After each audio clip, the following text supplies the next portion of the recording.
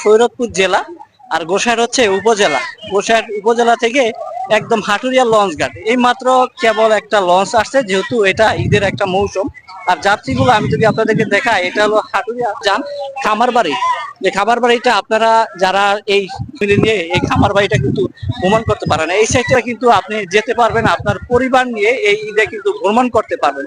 আর এইখানে এটা হলো হাটুরিয়া লঞ্চ ঘাট। যারা সৈয়দপুর জেলা থেকে যদি কেউ আসতে চান, তাহলে আগে সর্বপ্রথম আপনাকে আসতে হবে গোসাইট উপজেলায়। গোসাইট উপজেলায় এসে ঢাকা থেকে একটা লঞ্চ আসছে, কারণ এটা হলো একদম ঈদের মৌসুম। তো ঈদের মৌসুমের কারণে সারাদিনেই কিন্তু যাত্রী আসা যাওয়া করতেছে, এখানে পর্যাপ্ত পরিমাণে যাত্রী। আমি যদি আপনাদেরকে খাই, আমার পিছনে অনেক যাত্রী, কারণ এই মাত্র কেবল এই যে লঞ্চটা আমি আপনাদেরকে দেখালাম, এই যে লঞ্চটা এই মাত্র এসে ভিড়ছে ঘাটে।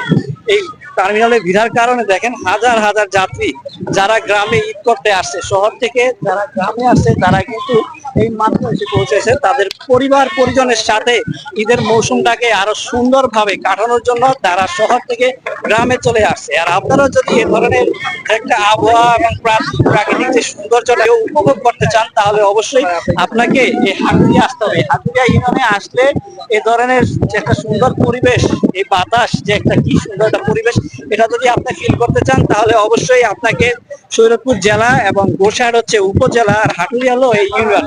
এই ইউনিয়নে আসলেই এ ধরনের একটা সুন্দর পরিবেশ কিন্তু আপনারা পেয়ে যাবেন। আপনাদের পরিবার নিয়ে এখানে ঘোরার মতন অনেক সুন্দর জায়গা আছে। আর কেবলমাত্র যেহেতু লঞ্চটা আসছে, অনেক যাত্রী এইখানে ঈদের আনন্দটা অরিজিনালি যারা উপভোগ করতে চান, তাদেরকে শহর থেকে অবশ্যই কিন্তু গ্রামে আসতে হবে। ভাই, তোমার নামটা কি?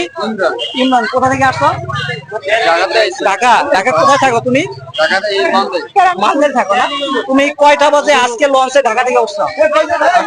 সকাল 8টায়, আর এখন বাজে 5টা, প্রায় 57 মিনিট। দেখেন প্রিয় ভিউয়ার্স, আপনাদেরকে একটু দেখাইলাম। যদি যারা শহর থেকে গ্রামে আসতেই হবে, কারণ গ্রামে যে একটা ঈদের যে একটা আনন্দ, আপনি যদি ঈদের আনন্দটা অরিজিনালি উপভোগ করতে চান, তাহলে সেক্ষেত্রে অবশ্যই আপনাকে শহর থেকে গ্রামে আসতে হবে। বাড়ির টানে, নারীর টানে, আপনার আত্মীয় স্বজনের ভালোবাসা যদি পেতে চান, তাহলে অবশ্যই আপনাকে গ্রামের বাসায় আসতে হবে।